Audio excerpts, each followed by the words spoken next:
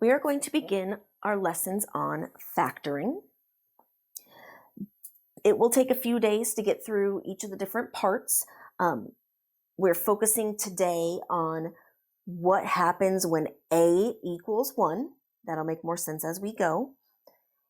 And it's day 1 of this material. So day 1.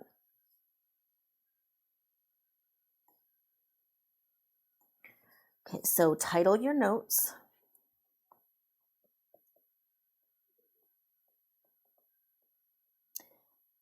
Factoring ax squared plus bx plus c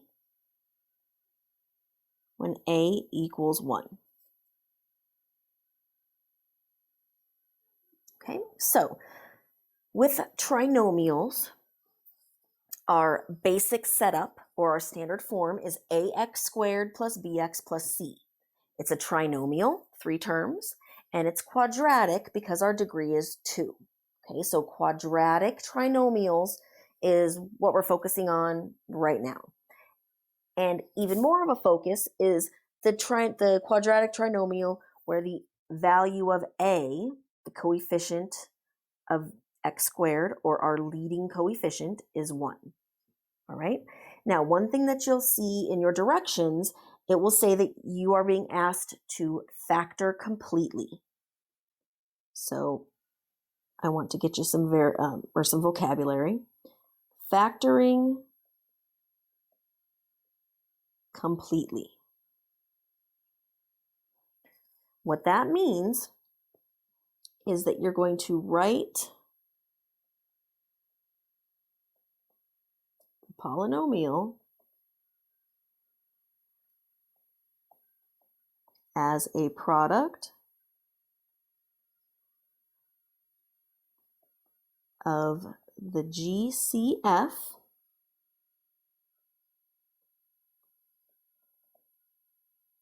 and prime polynomials.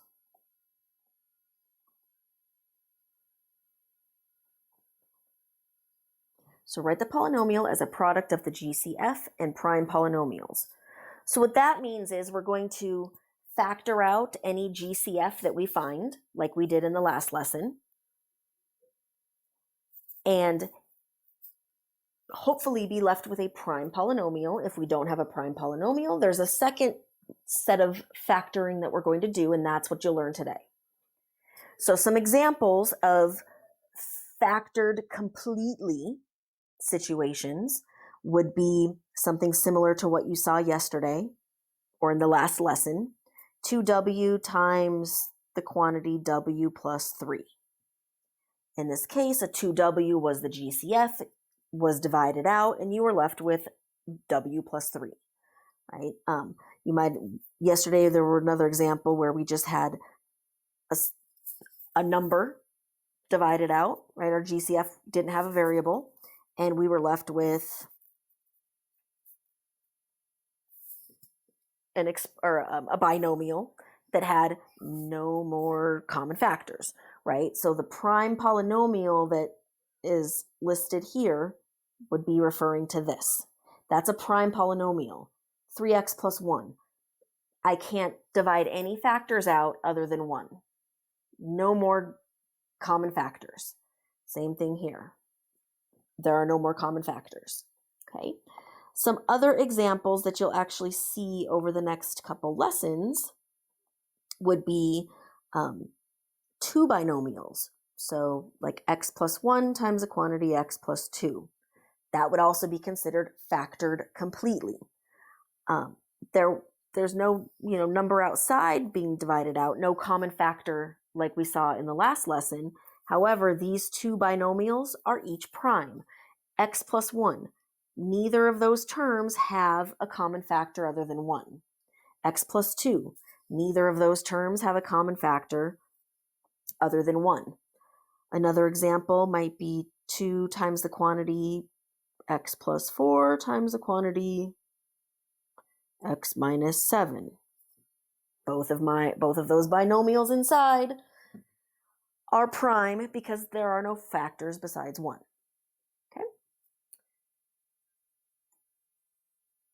And as we go through the lesson, hopefully you can kind of come back and have it make more sense. Now, before we actually start factoring, something that I want you to notice, these examples up above are factored completely. And if you look, especially at these two new ones, we've got something that should look familiar. These factoring completely expressions actually look like multiplying polynomials, which is something that we completed a little bit ago, right before break. So in order to kind of make what we're doing today make a little more sense, we're actually going to do a little review, and we're going to review multiplying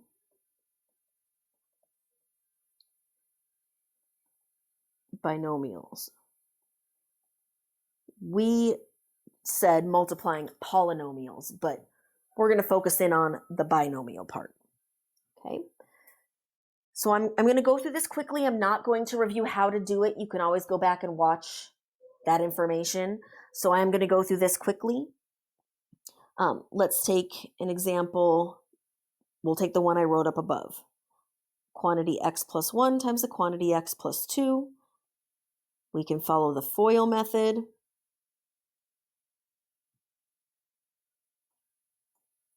And you get, now one thing I am going to do is I'm not going to add anything in my head yet. I'm just going to write out all 4 terms that I get when I FOIL. Then I will combine like terms, and I get x squared plus 3x plus 2.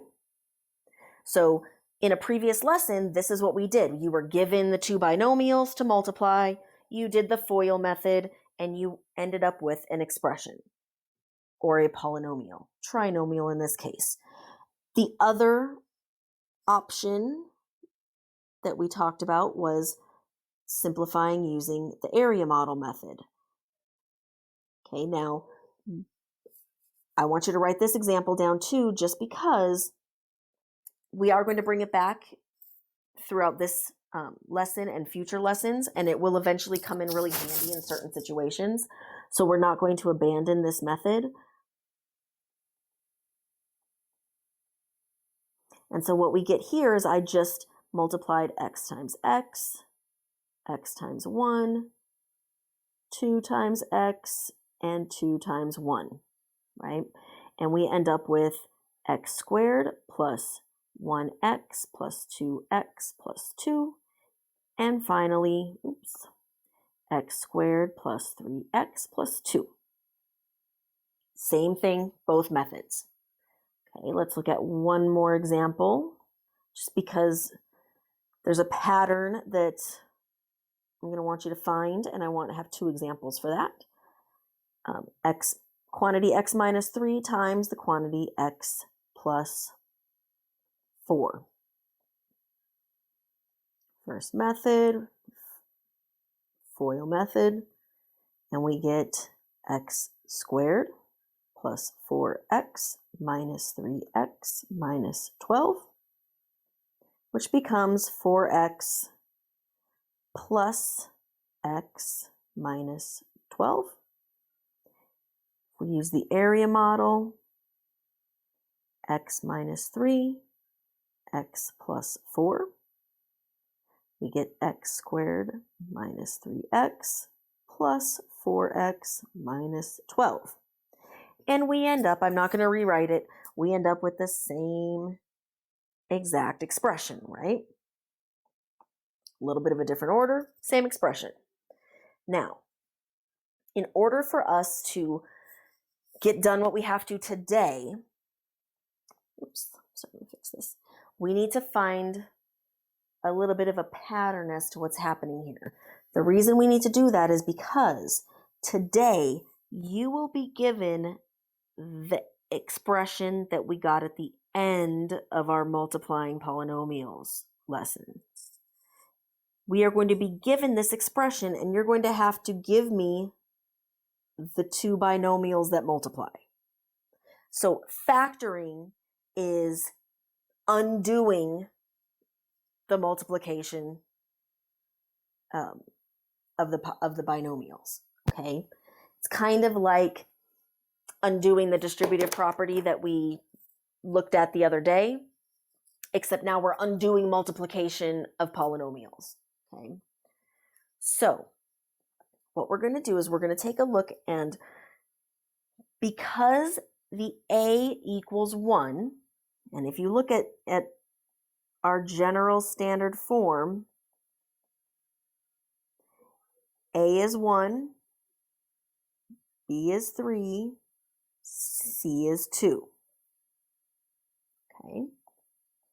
And this works the way it's going to work here because our a equals 1. Again, in the other example, my a is 1, my b is 1, my c is negative 12. So keep that in mind over the next couple minutes. So here's what I want you to take a look at. I want you to look at the two constants in our original set of binomials. And then I want you to look at the final simplified expression.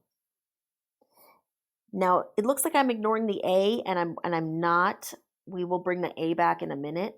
I'm leaving the a out for a minute because it's a 1, and it's not quite necessary for the pattern part. You'll see why as we kind of go on.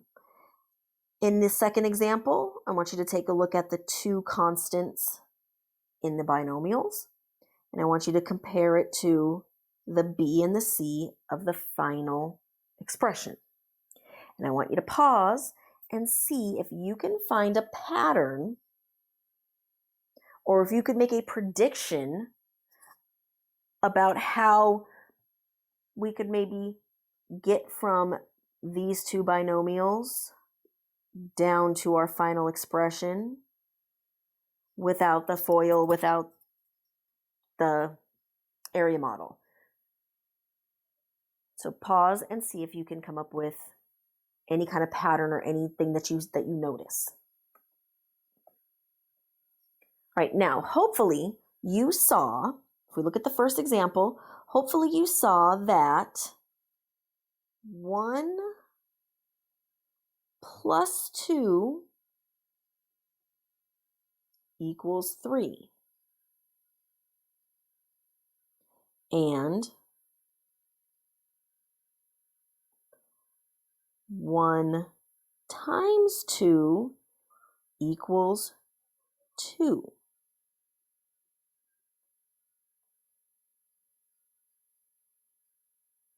Let's look at the other down below. Negative 3 plus 4 equals 1.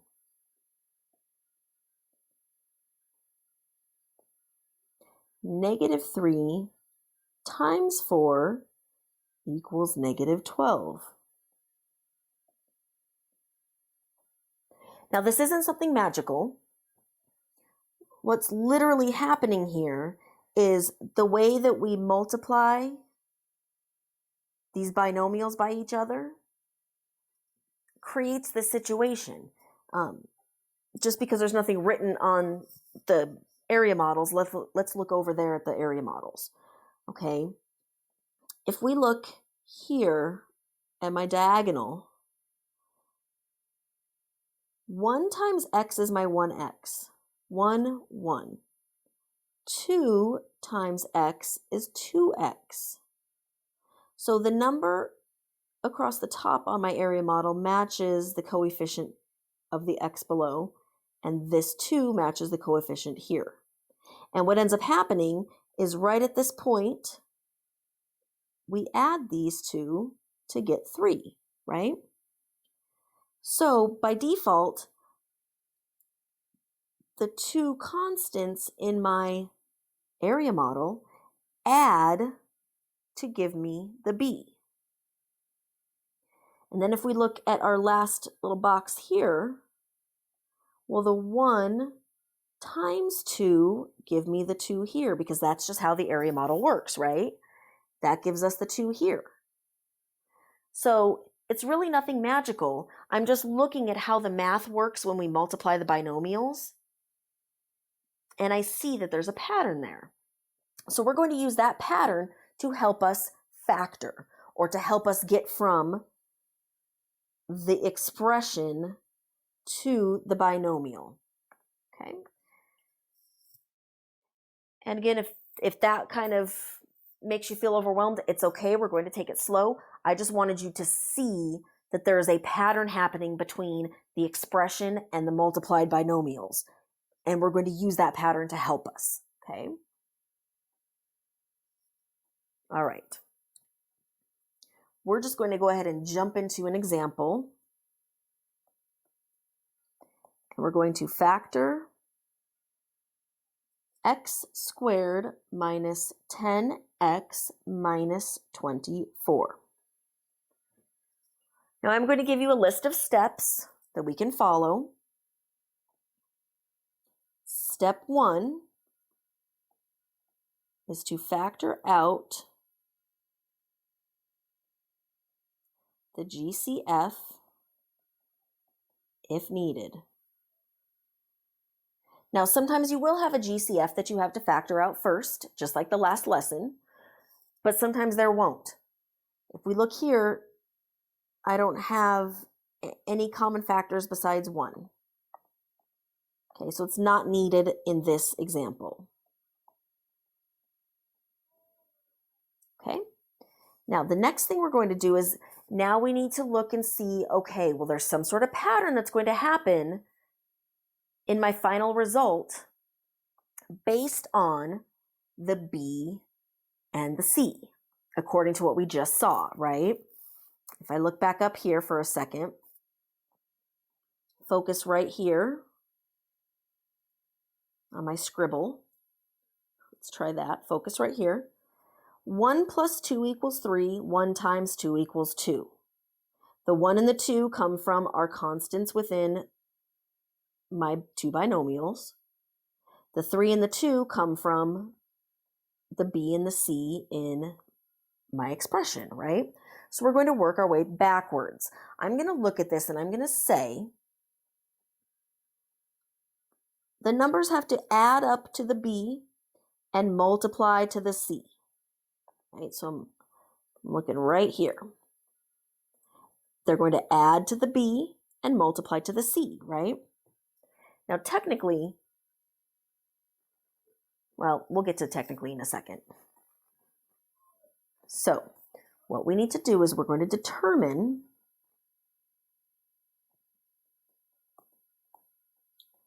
what two numbers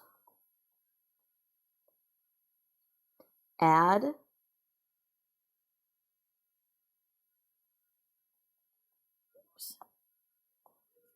to make B and multiply to make C. Now here's the thing. Because A equals 1, we don't actually see it happening. But technically, my two factors have to multiply to make A times C. We're going to see that in a second, okay? The way we're going to do this, it's going to keep us organized, is we're going to identify the A, the B, and the C, okay?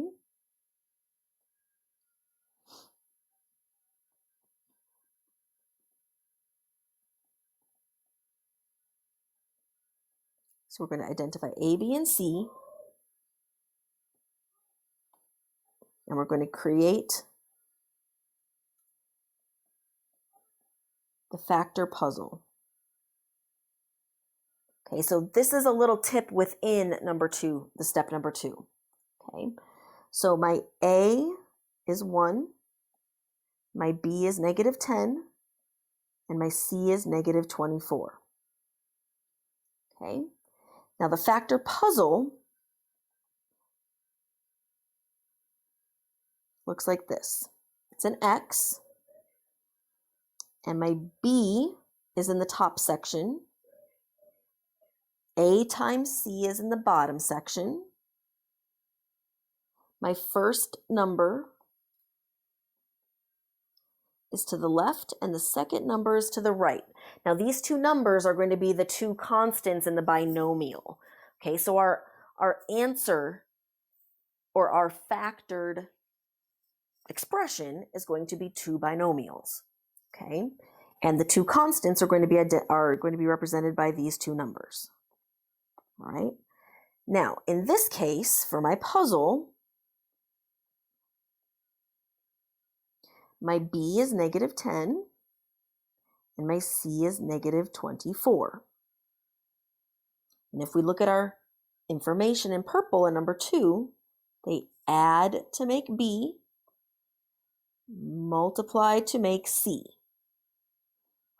Or technically, it's going to be AC. All right. So we want them to, the two numbers are going to add to -10 and multiply to -24. Now, the most efficient process, I mean, you can kind of go through things in your head, but it's not always going to be easy to organize in your head. We're going to make a list of factors of -24. And when we find the factors that add to -10, we know we're set.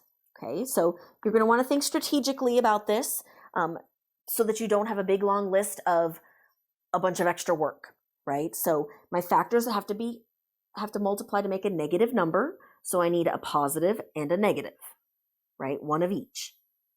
They're going to add to -10. So that means when I look at my two numbers, I need to make sure I have more negatives than positives.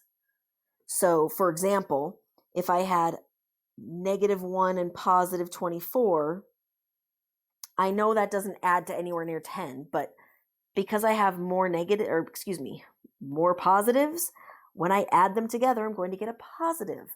I need a negative, so I need to have more negatives of the two factors. So I would have -24, 1. That doesn't work. -12, +2. That does work. So you go through and you create your list of factors till you find the set that adds up to our B. So that means that -12 and +2 are the numbers that I'm going to use for my binomials. Okay? So step 3,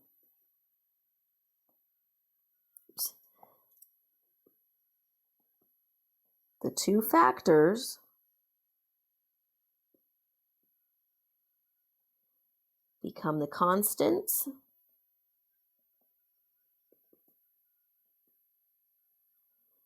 in the binomials. So what we end up getting is x minus 12 times the quantity x plus 2. Now, you can look back and you can check yourself. You can actually go through and either use the area model or use the FOIL method. And you can multiply through and double check that you end up with x squared minus 10x minus 24. So there's absolutely a way to check yourself. Okay. Now, I do want to show you this using the area model to be able to factor as well. Sometimes you'll use the area model along with the puzzle. Sometimes you may just use the puzzle. I want you to practice with the area model, at least for now, because down the road, having experience with the area model is going to make such a big difference in certain situations. So we're going to take a look at the area model with the same expression. x squared minus 10x minus 24. Okay, so with the area model, I'm still going to do my puzzle. And I know that we add to negative 10 and we multiply to negative 24. The other thing I know is that with the area model, my first term is x times x, right? And I get my x squared. My last term actually goes in the last box. We know that from doing all the area model problems. And then we also know that this middle term is made up of these two terms, right? So the two terms in this diagonal here are going to add up to negative 10x, right? So these numbers right here are going to add to negative 10, and they're going to multiply to negative 24 because of how this area model works, right? These two numbers multiply to negative 24. Oops. All right. Now, the other thing that's going to happen here, well, you'll see it in a minute. There's a couple other cool things that happen in here. So, when we find our factors, right, we're going to see that we're going to find that we have negative 12 and 2, right? And so we have negative 12 and we have 2, which creates negative 12x here and 2x here. Something that's really interesting with the area model, now, like I said, it's going to feel like the area model is a little extra work. However, right now when it's easy, we want to practice reversing the process with the area model because down the road, it's going to become a lot easier for certain situations by using the area model. Okay, that's something you're going to have to just trust me on that. But what's something kind of cool that happens here, is if we look at the two numbers in these vertical boxes here, negative 24, negative 12. The GCF of these two numbers is negative 12, which ends up being the number up top in the box. If we look on this side, between negative 24 and 2, the GCF is 2, which is kind of interesting. Okay? So another way some of you guys may that may be helpful to see that we have a GCF in each direction actually ends up being the number on the outside of our area model. Okay, let's look at another example. A lot less writing on this next example. We'll do this one more like what you will do in your assignment. Okay, so we're going to factor x squared plus 7x minus 18. A is 1, B is 7, C is negative 18. Going to make our puzzle, and we need our factors to add to 7 and multiply to negative 18. Going to create our area model as well. And I'm going to take my information from the expression. I know x squared goes up front. I know negative 18 is the last piece. I know I have an x times x. So next up is to list my factors. And remember, we need the factors of negative 18 that add to positive 7. So two different signs, and I need to have more positives. So negative 18 and 1, oops, negative 1, positive 18, no go. Positive 9, negative 2, that's the winner. So I get 9, negative 2, which means I'll have a 9 and a negative 2 here. 9x, negative 2x. My GCF between negative 18 and 9 is 9. My GCF between negative 18 and 2 is negative 2. And what we end up getting here is we have our two binomials. We get x plus 9 times the quantity x minus 2.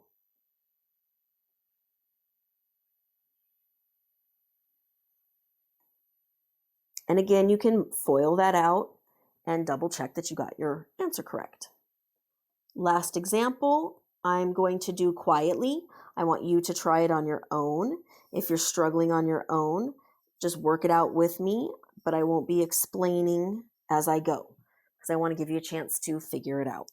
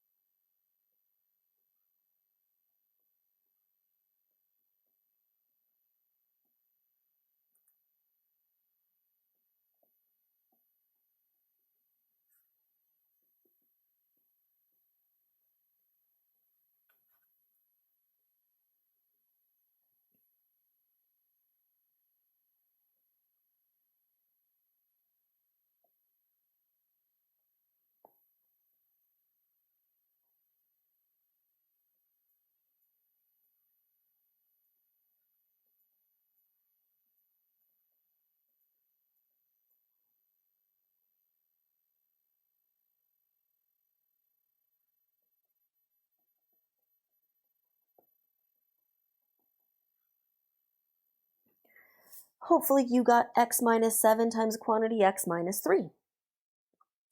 And a couple things really quick before we're done. If you struggled with the negative, finding negative 7, negative 3 here, don't forget you have to have a little bit of strategy when you do this if you want to make life a little easier. If I have to multiply to a positive but add to a negative, that means I'm multiplying two negatives. Only way that's possible, okay? Second thing, again with the area model, definitely add that in. It's not a lot of work to do all of this for each problem. And you can see it's a really nice way to double check and make sure that your math is correct along the way, because there are times where there will be mistakes. So not only can you check, by foiling your answer, but the area model should actually show you that you've done this right. That's it for day 1, very simple. Tomorrow will be day 2 of the same type of information. We're just going to look at some special cases, and that's it.